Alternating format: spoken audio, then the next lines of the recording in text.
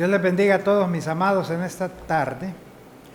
Damos gracias a Dios por este día y por la oportunidad que nos da de poder llegar nuevamente a sus hogares. Este es su programa Tiempos de Libertad y yo soy el pastor Porfirio Álvarez.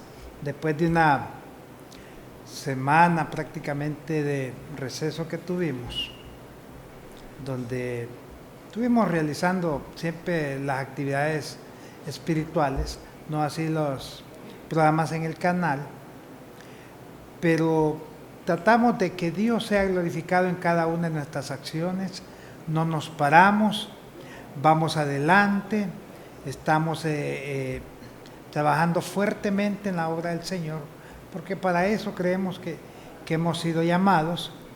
Y hoy en esta tarde pues quiero bendecirte en el nombre de Jesús, a ti, a tu familia, a todos nuestros amigos que nos ven, que nos cuentan, que no se pierden el programa. Me encontré con amigos y amigas de hace muchos años y me contaban que son fieles televidentes de este programa Tiempos de Libertad, hasta los cuales pues les enviamos un cariñoso saludo en el nombre de Jesús. Nos preguntaban en el transcurso de estos días, vía mensajitos, que por qué si la sangre de Jesús es tan poderosa, por qué no puede ser perdonados los pecados de Satanás y los demonios. Y queremos contestar estas preguntas, puesto que algunos podrán decir, pero es que Satanás no se arrepiente, los demonios tampoco se arrepienten, y si no hay arrepentimiento no hay perdón de pecados.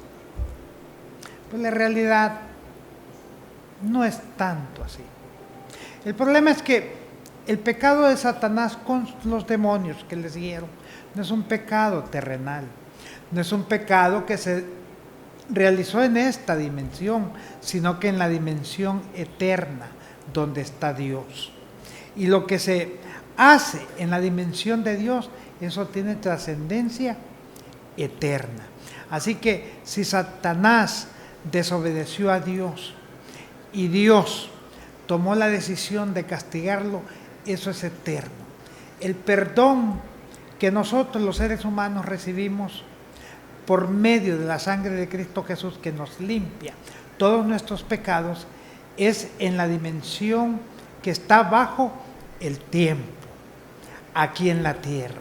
Entonces hay una enorme diferencia, mis amados, entre lo que es pecar en la eternidad y lo que es el pecado ya en esta dimensión o en el cronos, que es el tiempo del hombre. Recuerden que cuando Dios decide salvarnos a nosotros, es una decisión que Él toma allá en la eternidad, y Él nos traslada del reino de las tinieblas, que es finito, al reino de la luz admirable, que es infinito y que es eterno. Y por eso Él nos ha dicho que tenemos vida eterna en Cristo Jesús, porque es una decisión tomada en la dimensión de Dios. Por eso es que el pecado de Satanás no tiene perdón, porque él pecó en la eternidad, donde el tiempo no existe. Pueden, mis amados, mandarnos sus mensajitos. Ya va a aparecer un número en pantalla, 9765-5034, para que usted pueda decirnos cuáles son sus dudas, cuáles son sus temores, si necesita oración, si quiere algún consejo. Estamos para servirles en el nombre de Jesús. Pastor, ¿puede un cristiano tomar antidepresivos y otras medicinas para la salud mental? ¿Es pecado? Dios puede sanar de diferentes formas. La medicina natural, la medicina química, todos los descubrimientos del hombre, porque Dios se los ha permitido. Indudablemente Dios es todopoderoso, para quitar cualquier enfermedad, llámese como se llame. Y Dios sigue haciendo milagros en este tiempo. Dios continúa sanando enfermos. Pero también muchos son sanados por medicinas que toman, que han sido descubiertas por la capacidad intelectual del ser humano, pero también Dios dejó todos estos elementos para que la humanidad haga uso de ellos. En cuanto a tomar antidepresivos, lo ideal es que usted ore a Dios, porque estas enfermedades tienen que ver más con el alma que con la parte física del ser humano. Ahora, si su fe no le alcanza, si usted siente que no es la oración, ni que es su petición ante Dios que la va a hacer sentirse mejor, pues visite el médico y haga exactamente lo que el médico le recomiende. Y siempre trate de poner esto en manos de Dios, porque al final es Dios quien hace la obra. Así que no es pecado, no es pecado. Pero siempre hay que tomar estas cosas, mis amados, con toda la tranquilidad, con mucha paciencia, esperando en el Señor, aunque sienta que el mundo se le viene encima, aunque se le vengan ideas descabelladas, dígale: te sujeto en el nombre de Jesús.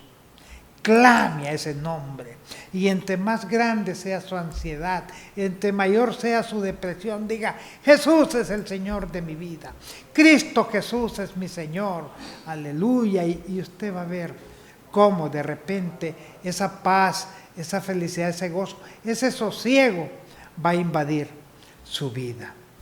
Así que, mis amados, esperamos ser de mucha bendición para ustedes a través de estos programas de tiempos de libertad. Pastor, dice en 1 Timoteo 2:15 que la mujer se va a salvar engendrando hijos. ¿Es cierto esto? Siempre que aparece la palabra salvación en la palabra hay que ver el contexto, porque no precisamente se podría estar refiriendo a lo que es salvación del alma. Hay mucha salvación en cuanto a circunstancias, en cuanto a situaciones que se dan. En este libro de Timoteo, el apóstol Pablo está haciendo referencia no a una salvación del alma, sino que a salvación de circunstancias. Él escribe a Timoteo y está hablando de que la mujer ha sido vejada, ha sido maltratada a causa de lo que todos conocemos sobre la caída de Adán y que afectó toda la raza humana. Y en esa cultura la mujer era tratada pues como un objeto de segunda mano. Pero el apóstol Pablo le dice: pero la mujer se salvará si engendrando hijos, y permaneciere en fe, en obediencia, en amor. Porque el muro perimetral que defiende la dignidad, especialmente de las mujeres cuando son madres de primer nivel, cuando se convierten en madres abnegadas, que le dan un gran ejemplo a sus hijos. Entonces, todo lo que ellas pudieron haber hecho, todo lo que ellas pudieron haber sido, como que se levante esa pared, ese muro para detener todas esas flechas, todos esos dardos, y que eso viene a levantar el estima de la mujer. Aparte de eso, los hijos son la mayor defensa que tienen las madres o los padres en general cuando estos hijos han sido criados conforme al consejo de Dios. Esto es una gran bendición para cualquier pareja, para cualquier mujer, ser madre, ser padre, pero criar los hijos conforme al consejo divino de Dios. A eso se está refiriendo este pasaje, a una salvación de circunstancias, de señalamientos, de maltratos, de improperios, hasta de ofensas y de ver de menos a lo que es la mujer, no a una salvación del alma. Pueden mandarnos sus mensajes, mis amados, mis amadas en el Señor. 9765-5034 es el número del teléfono al cual pues pueden escribirnos para luego nosotros darles respuestas o orar según sea el caso o la necesidad de la persona que nos escribe. Pastor, ¿es la Biblia palabra revelada o inspirada? La Biblia es totalmente inspirada por el Espíritu Santo. Desde Génesis 1:1 hasta el último versículo del libro de Apocalipsis. Inspirada totalmente, decíamos, por el Espíritu Santo. Ahora, la Biblia no es palabra revelada totalmente, sino que contiene palabra revelada de Dios. Y al final la Biblia es un libro que aparte de ser inspirado, aparte de ser revelado, viene a ser manifestado en nuestras vidas por medio del Espíritu Santo, que es cuando nosotros llegamos a entender qué es lo que el escritor o lo que Dios quiso decirnos a través de su palabra, y a esto se le llama iluminación. Entonces son tres elementos que conforman lo que es el texto bíblico: la palabra revelada, toda la palabra inspirada y la palabra iluminada. Pero veamos, palabra inspirada viene del verbo del griego pneuma, que significa soplo. Esto quiere decir que Dios influenció a cada uno de los escritores de la Biblia para escribir lo que en ella está escrito. Aquí hay mucha historia, hay libros poéticos, hay mucha profecía, hay cuestiones personales, hay leyes, bueno, hay de todo. Entonces Dios inspiró a cada escritor a poner exactamente lo que está en la palabra. A eso se le llama inspiración. En otras palabras, Dios autorizó para que se escribiera eso. En cuanto a la palabra revelada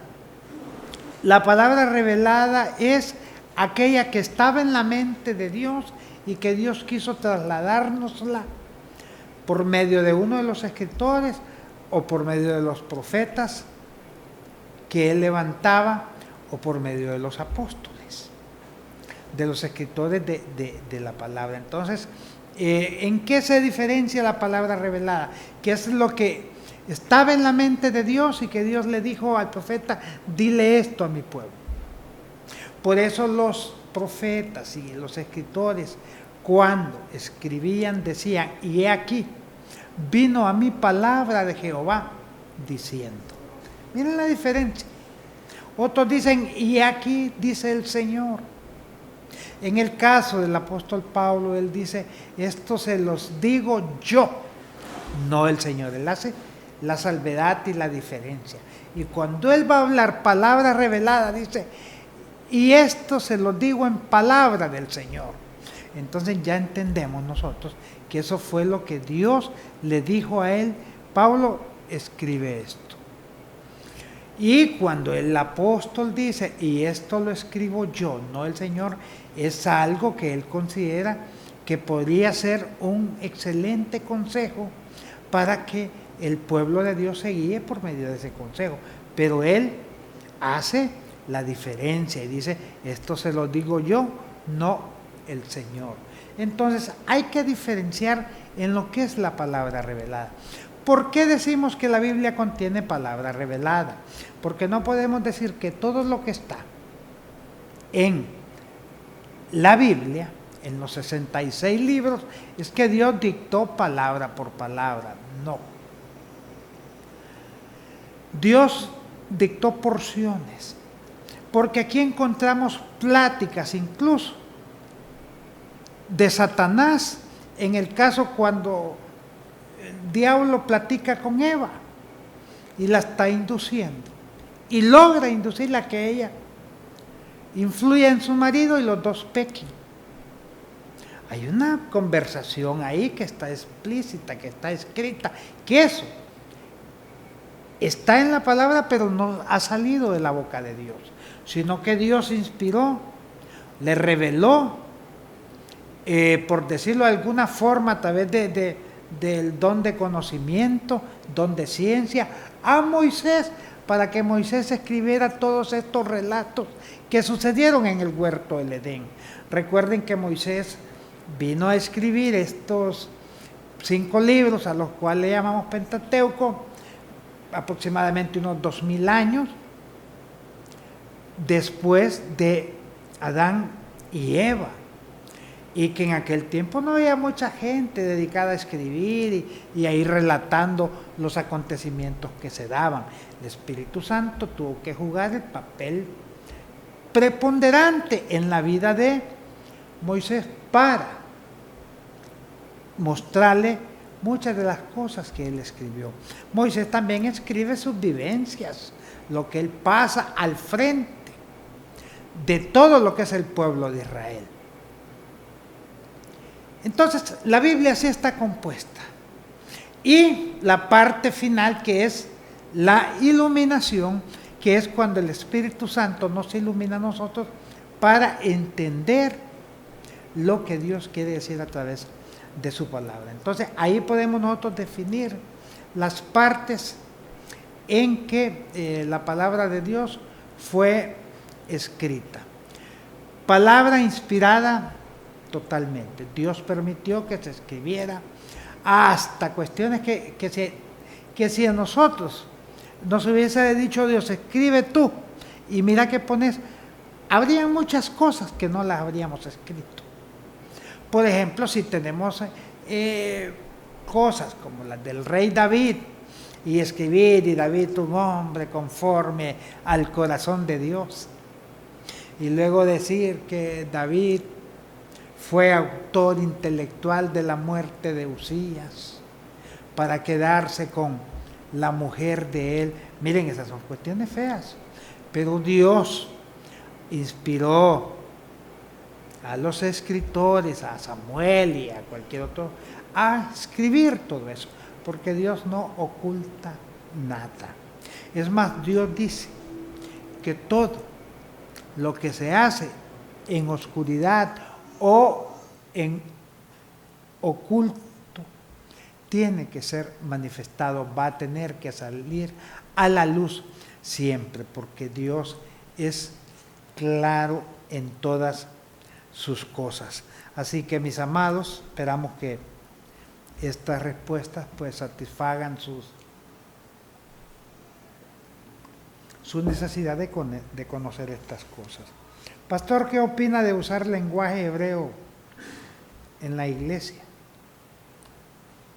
Yo en lo personal no estoy de acuerdo con la práctica ni el uso de ningún lenguaje afuera del español en las predicaciones. El mensaje tiene que ser expuesto en forma sencilla, con las palabras más comunes, para que el público, para que la congregación asimile el mensaje.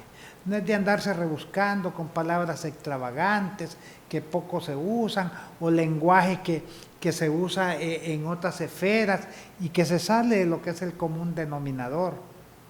Tenemos que ser sencillos. Jesús, cuando predicaba, lo hacía de la forma más sencilla. Usaba el sol, usaba el mar, usaba las ovejas, el redil, cosas que el pueblo de Israel estaba totalmente familiarizado. Claro, él hablaba de parábolas también, pero eso era para que la palabra de Dios tuviera su cumplimiento.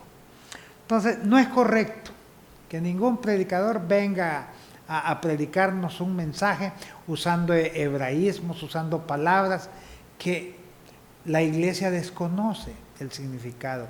Miren, yo en mi vida he visto tantas cosas y me han pasado muchas, que la vez pasada me llamó un hermano de Estados Unidos, por cierto que aprendió hebreo y muchas cosas por ahí, y me dijo, voy a hacer una oración poderosa por usted, me dice.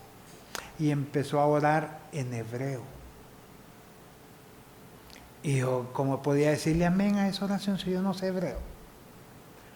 Y al final él me dice, esta oración es la más poderosa que va a llegar a tu vida, y que esto y que lo otro. Pero yo quedé igual. Y hasta el día de hoy no sé qué fue lo que oró por mí.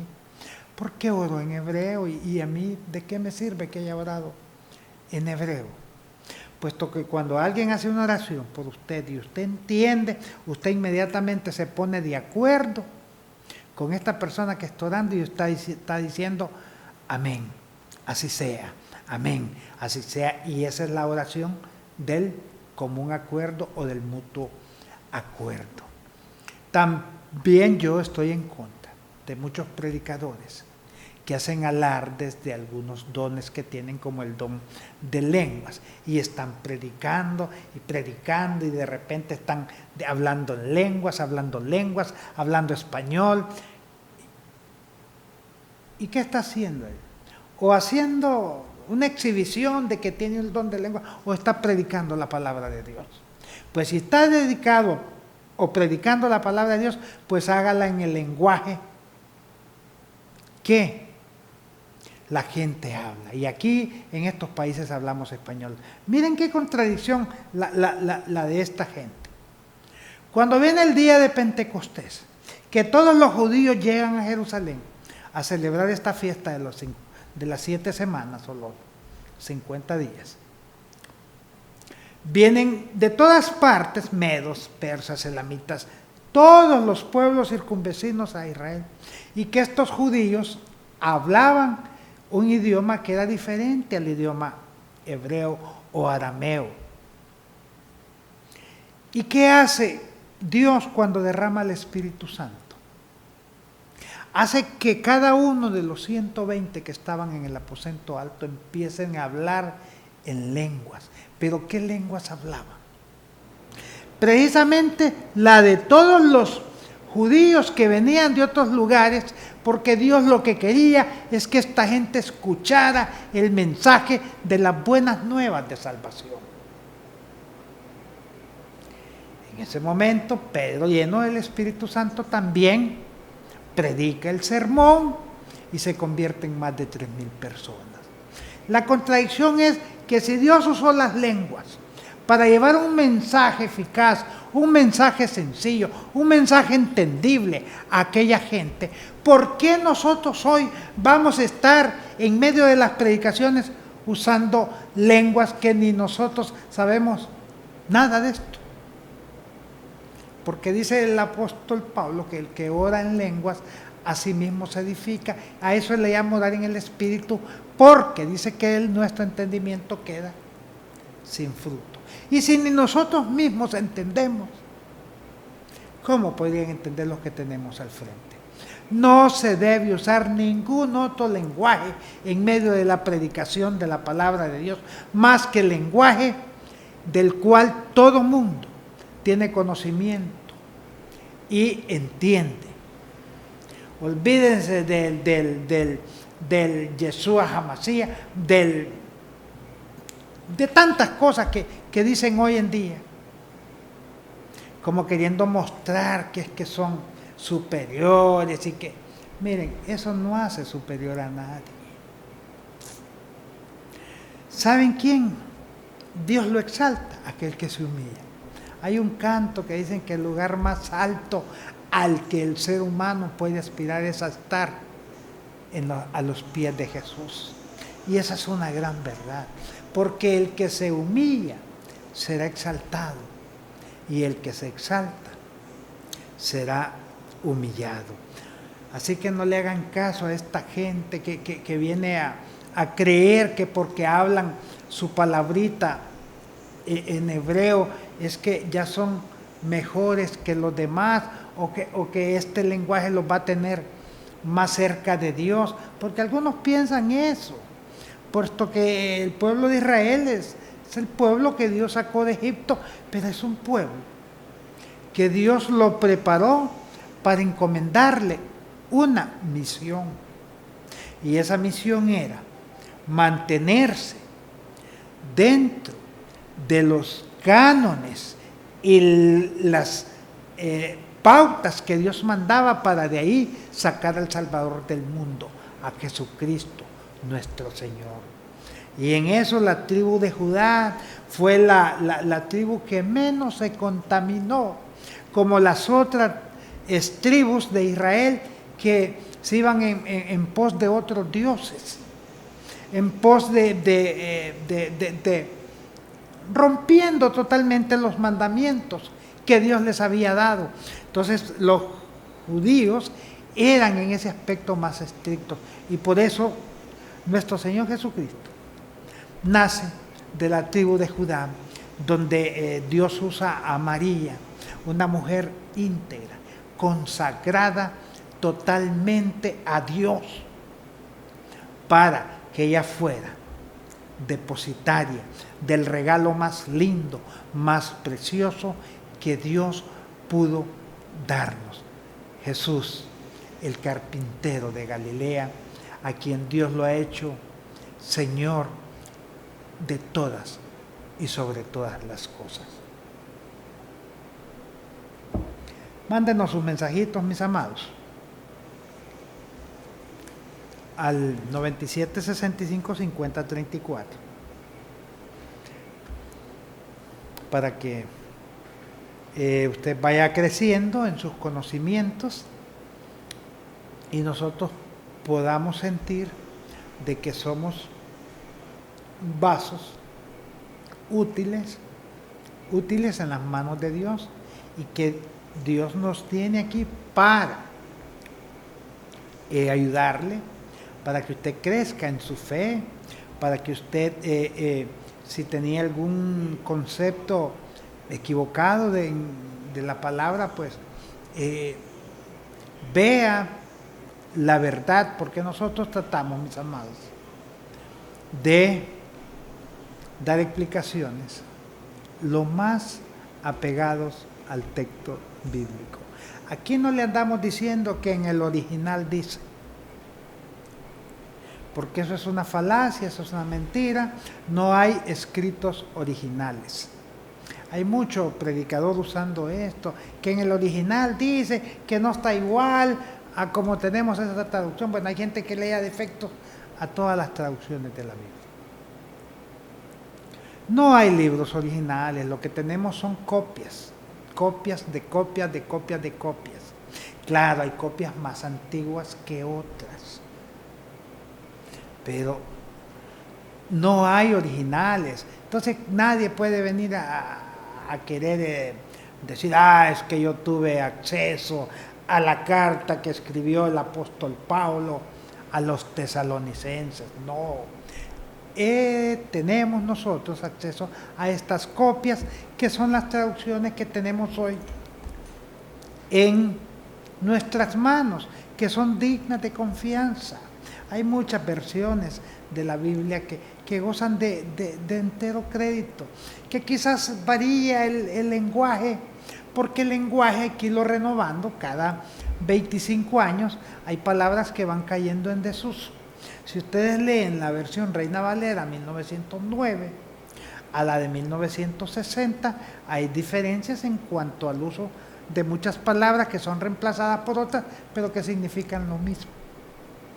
Más las versiones modernas de 1990, las que tenemos ahorita recientes, ya con palabras totalmente renovadas, pero que en esencia, en el fondo, significa lo mismo.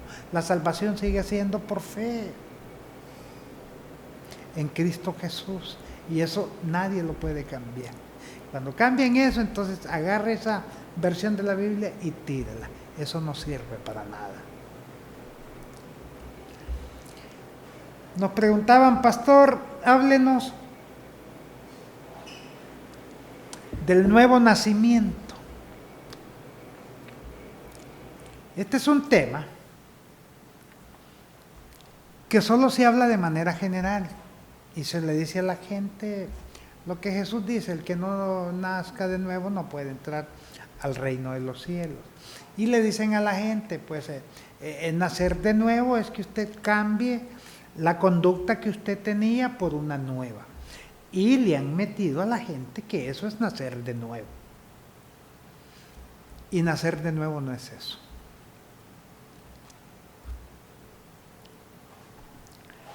Nuevo nacimiento, mis amados, significa nacer de arriba. Es ser regenerado, pero ser regenerado no lo confundan con ser cambiado, con ser transformado, sino que ser regenerado significa volver a ser creado. Acuérdense cuando Dios creó a Adán, que lo hizo del polvo de la tierra con sus manos y le dio aliento de vida. Ahí Dios creó a Adán. Pues nuevo nacimiento es volver a ser creado. Es volver a la vida. No es que yo he sido cambiado, no es que yo he sido transformado, porque esto es carne y la carne siempre va a ser carne.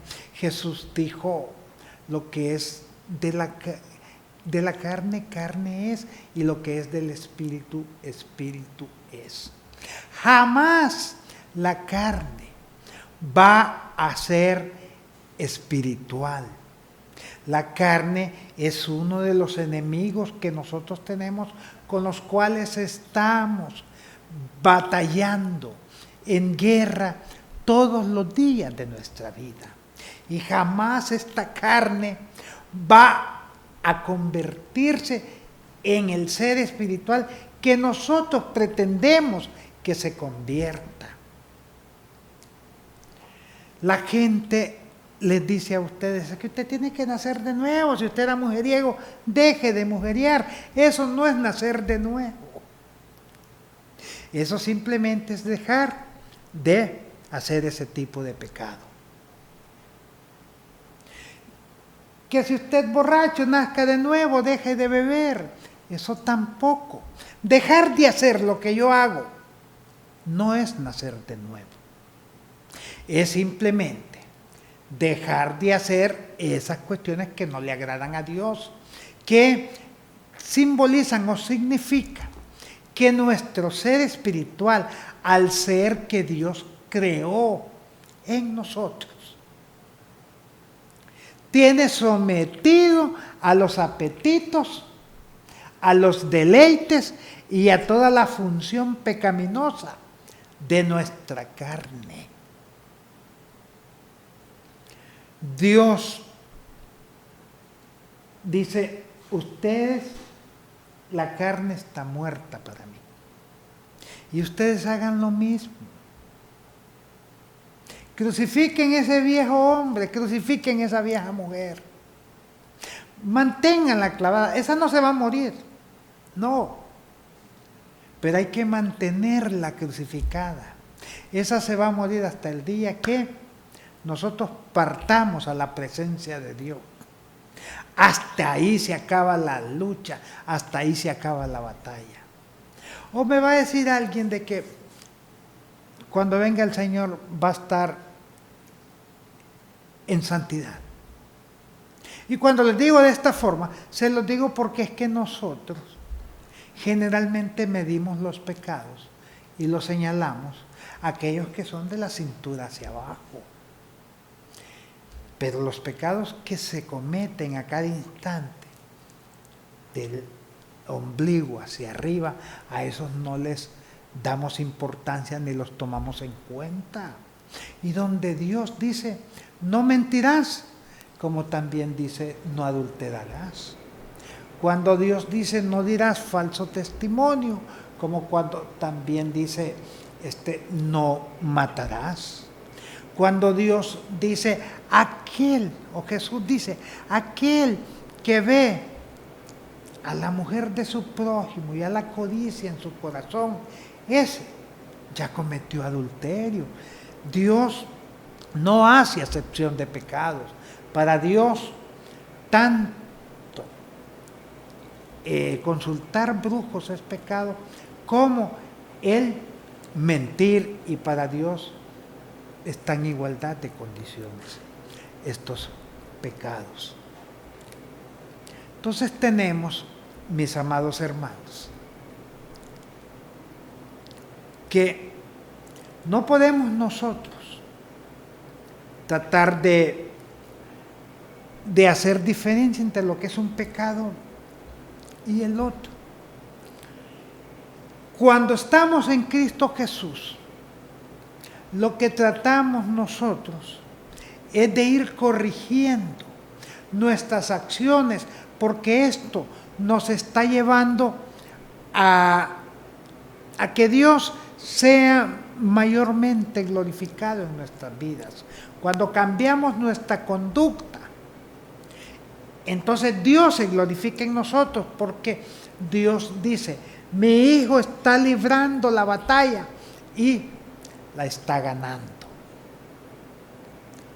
Ustedes conocen gente que dejó de beber y que no es cristiana. Claro que los conocen. Ustedes conocen gente que tal vez se han reformado en su vida, hombres que fueron grandes mujeriegos y que hoy están dedicados solo a su esposa. Sí los conocen y no son cristianos.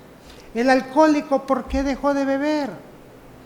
¿Porque recibió a Cristo? No, porque tomó la decisión o porque asiste a programas de asistencia y que le han ayudado y ha dejado de beber, como los alcohólicos anónimos. Mas sin embargo tenemos gente en la iglesia que tienen años y años de convertidos y siguen siendo los mismos chismosos de toda la vida. Yo conozco gente que tiene este comportamiento y solo medio oyen una palabrita y son comunicadores sociales del diablo, porque solo vienen a disociar a la familia de la fe. La gente que se dedica a llevar y traer, a chismear, a calumniar, estos son embajadores del diablo en medio de las iglesias. Miren cuántas obras se han dividido o se han destruido por causa de una persona chismosa. Y ahí están en las iglesias. Y dicen: ay, hermano, es que yo pido la dirección de Dios. Muestran una cara de piedad, pero tienen una lengua más larga que a saber qué. Y haciendo un poco de sarcasmo, cuando se mueran van a ocupar 2 ataúdes, uno para el cuerpo y otro para la lengua. Esa lengua inflamada por las llamas del mismo infierno. Arrepiéntanse, mujeres y hombres que actúan de esta forma. Son ustedes los que mantienen en zozobra la obra de Dios establecida allí, en ese lugar donde usted va. Tiene temblando a toda una congregación, temblando a sus pastores, porque saben que tienen una lengua tan destructiva que solo puede ser inflamada por las llamas, como les decía, del mismo infierno. Y ahí están, y dicen que han nacido de nuevo. Eso no es una muestra. Dejar de hacer eso de nuevo nacimiento. Esa es una muestra de ir mejorando, de irse perfeccionando, de ir tratando de hacer lo bueno y de tener sometido al viejo o la vieja mujer que hay. Nuevo nacimiento es la criatura que Dios creó en cada uno de los que reciben a Jesús como su Señor y Salvador. Dice la Biblia que de modo que si alguno está en Cristo, nueva criatura es. Las cosas viejas pasaron, aquí todas son hechas nuevas. Pero no se está refiriendo a la persona, al que usted ve frente al espejo. Cuando dice nueva criatura es a un nuevo ser espiritual que Dios creó en su vida, que es con el que Dios trata. Ese es el declarado inocente, ese ser es el declarado justo, ese ser que Dios creó, es del que Dios dice, no me acordaré de sus pecados, porque nunca, nunca, nunca ha tenido pecados delante de mí, dice el Señor. Ese es el nuevo nacimiento, ese nuevo ser que Dios creó, porque Dios no anda reparando, Dios no anda componiendo, Dios no anda arreglando, Él crea. De por sí Él es creador. Entonces decimos, ¿por qué seguimos pecando? Porque somos pecadores. Esta carne, este viejo hombre, es pecador. Pero ¿por qué Dios dice que no tengo pecado? Porque se está refiriendo al nuevo ser que Él creó en cada uno de nosotros, y que Él, este ser, es el templo y morada del Espíritu Santo. Esto es profundísimo, mis amados. En todas las congregaciones esto solo se toca por encimita, puesto que son temas tan profundos y podría ser por causa de desconocimiento de nuestros líderes, por falta de estudio, o podría ser porque quizás sienten que la gente se puede confundir, que nuestros hermanitos en las iglesias como que no están capacitados para digerir este tipo de enseñanzas. Pero en el nombre de Jesús yo los animo y los insto a ustedes que están al frente de las congregaciones. Vayan dándole alimento sólido a la iglesia. Quieren tener una iglesia saludable, quieren tener una iglesia fortalecida, una iglesia con raíces profundas en Cristo Jesús. Denle alimento sólido. Recuerden que al niño se le da lechita, pero a medida que va creciendo hay que irle cambiando el alimento. El apóstol Pablo dice, debiendo ser ya adultos, siguen siendo niños, porque siempre están con la lechita. A mí me apasionan estos temas, mis amados, porque entre más estudio esto, más reconozco la grandeza de Dios. Entre más me meto en la palabra, veo a Dios más grande y yo me voy viendo más pequeño. Que no depende de mí lo que yo pretendo hacer o creer, sino que todo depende exclusivamente de Dios, quien me amó desde antes de la fundación del mundo, quien ya tenía planes, quien ya tenía propósitos, y con el cumplimiento de los tiempos, Él vino a hacer una realidad esto.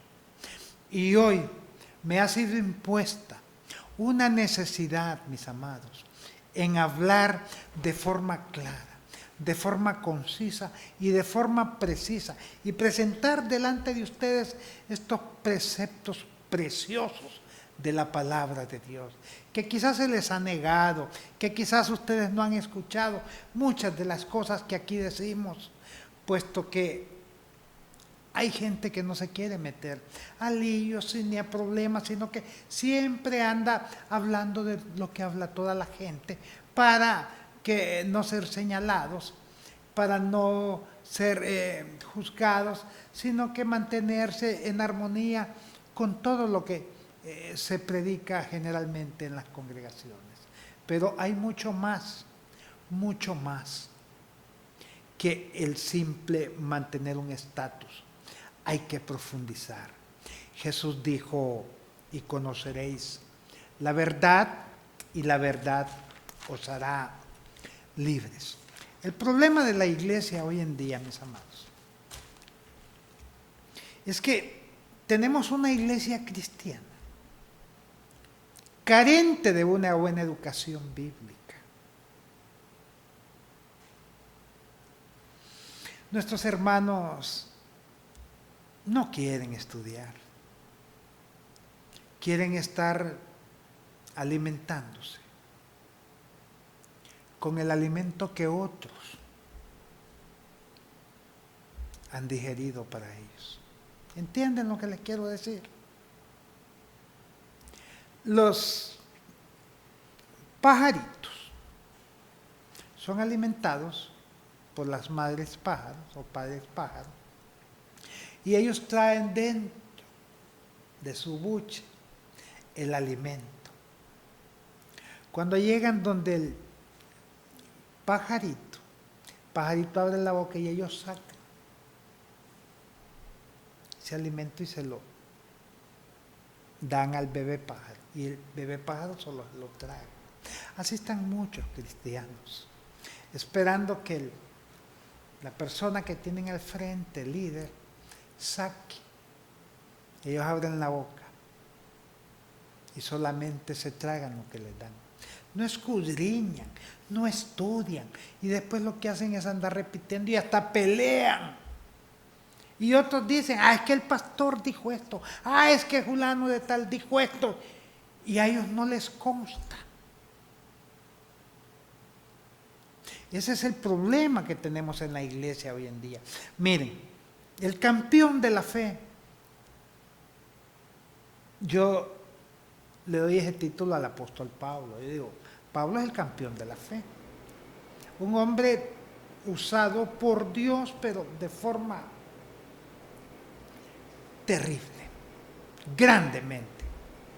Y el apóstol llega a Berea y está ahí un par de días, y él se iba con los hermanos, miren, a enseñarles y a predicarles. ¿Y qué hacía la gente de Berea? Estaban con sus rollos de pergaminos, no sé, con sus papiros, con sus escritos, corroborando a ver si lo que les estaba diciendo el apóstol era cierto o era mentira, si tenía el respaldo bíblico. Eso es lo que debe hacer la iglesia hoy en día. Yo conozco gente que se pone a discutir y alega, y no tienen ni siquiera un texto que respalde lo que están ellos defendiendo. Porque quizás el texto que citan no habla ni siquiera del tema ese, sino que habla de otras cosas.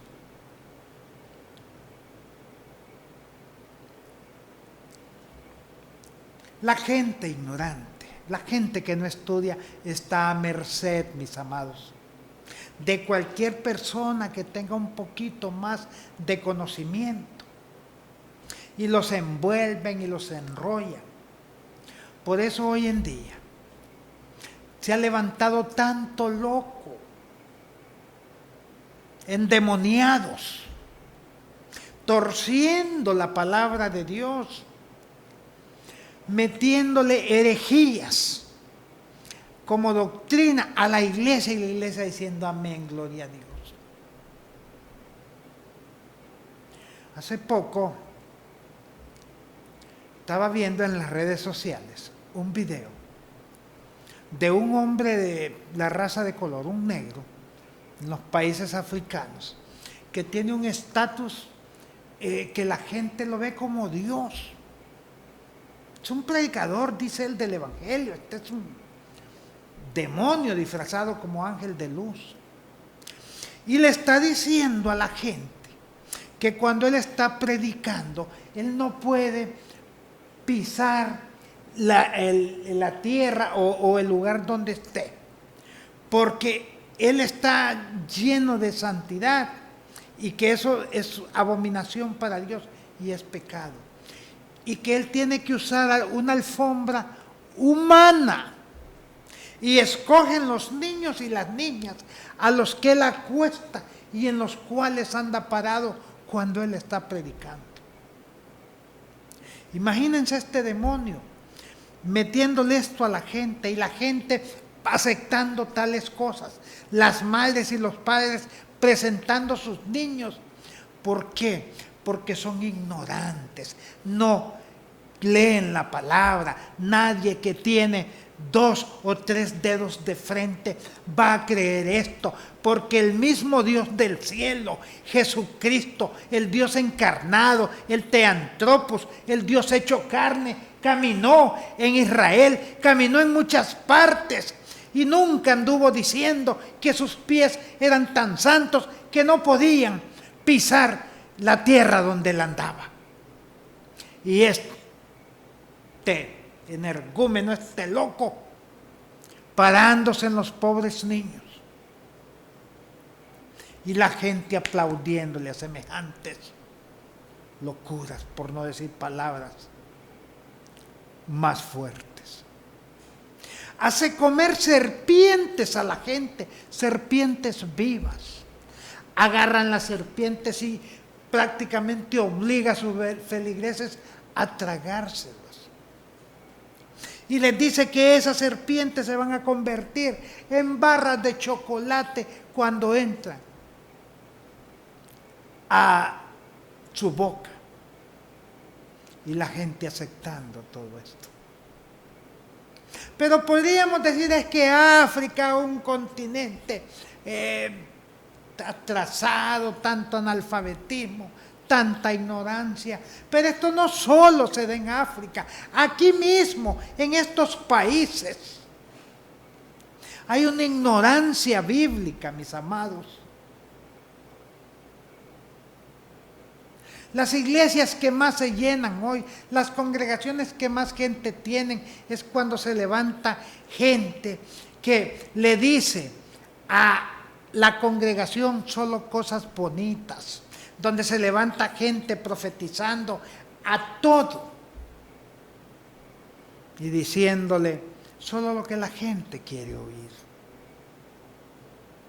Nuestras congregaciones crecen despacio, las que nosotros estamos al cuidado de ellas, porque nosotros no le vendemos falsas expectativas a la gente. Nosotros no le decimos ahí que se van a convertir en millonarios. Nosotros no le estamos diciendo a la gente que aquí en Cristo Jesús sus problemas se le acabaron, que sus problemas se le terminan. Porque nosotros no somos mentirosos. Jesús dijo, el que quiera ser mi discípulo, tome su cruz y sígame. Y eso significa sacrificio.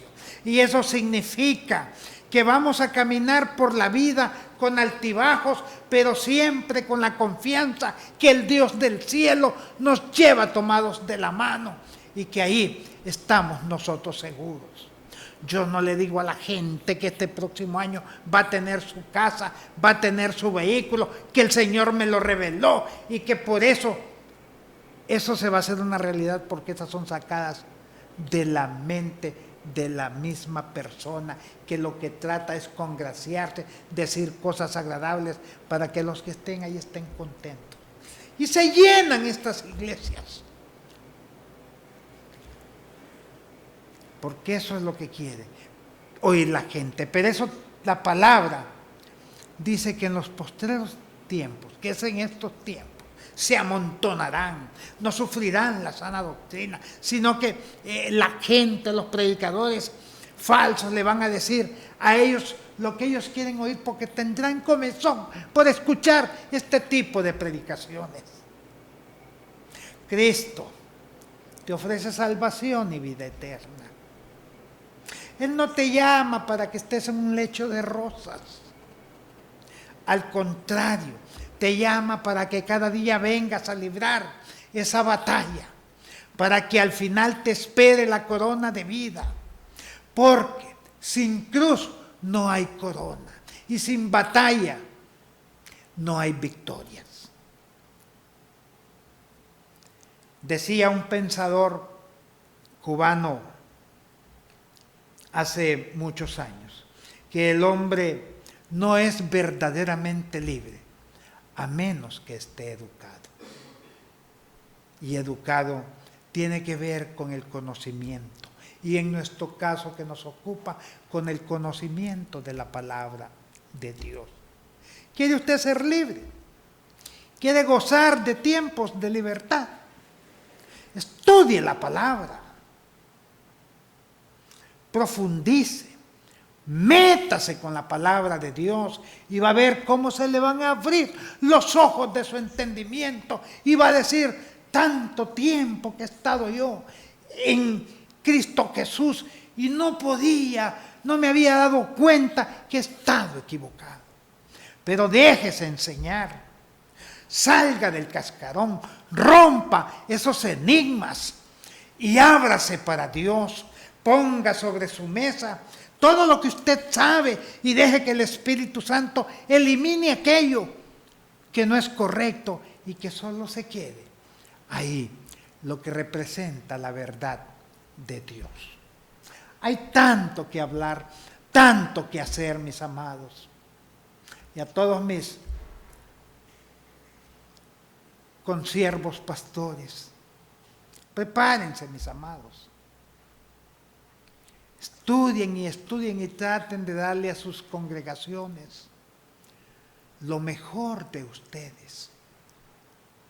Porque de esa forma van a tener una congregación sólida, creciendo para la gloria de Dios. Y los obreros van a ir fluyendo y fluyendo, preparados, que van a usar bien la palabra de verdad y que no van a tener de qué avergonzarse. Bien, mis amados, llegamos al final de su programa Tiempos de Libertad. Yo soy el pastor Porfirio Álvarez y quien les dice nos vemos en el próximo programa. Dios les bendiga a todos. Amén.